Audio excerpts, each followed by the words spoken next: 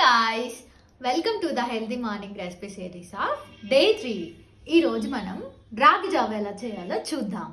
మీరు అనుకునే రాగి పిండితో కాదండి, రాగి పాలతోటి చాలా టేస్టీ ఉంటుంది అండ్ హెల్త్కి చాలా మంచిది. ఇంకెందుకు ఆలస్యం చూసేద్దాం రండి.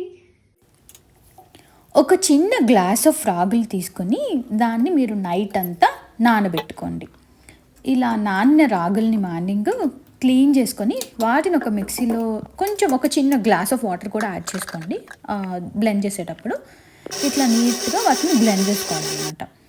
ఇట్లా బ్లెండ్ చేసుకున్న వాటిని స్ట్రెయినర్లో వేసుకొని ఆ పైన ఆ పట్టంతా క్లీన్ చేసేసుకొని అప్పుడు మనకి పాలు సపరేట్ అయిపోతాయి. దాన్ని మీకు కొంచెం కన్సిస్టెన్సీ థిక్గా అవుతుంది అనుకున్నప్పుడు ఒక చిన్న గ్లాస్ ఆఫ్ వాటర్ కూడా యాడ్ చేసుకోండి.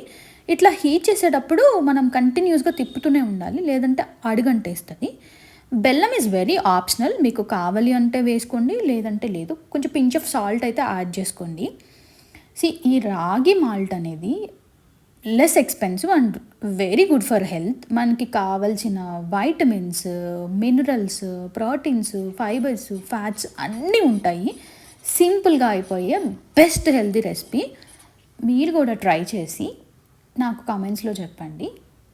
అండ్ ఈ కన్సిస్టెన్సీ వచ్చిన తర్వాత ఆఫ్ చేసుకొని చల్లారిపోయిన తర్వాత అయినా తాగొచ్చు, లేదు కొంచెం హీట్గా ఉన్నప్పుడు కూడా కొంచెం చాలా బాగుంటుంది. సో మీరు తీసుకోవచ్చు. Thank you so much.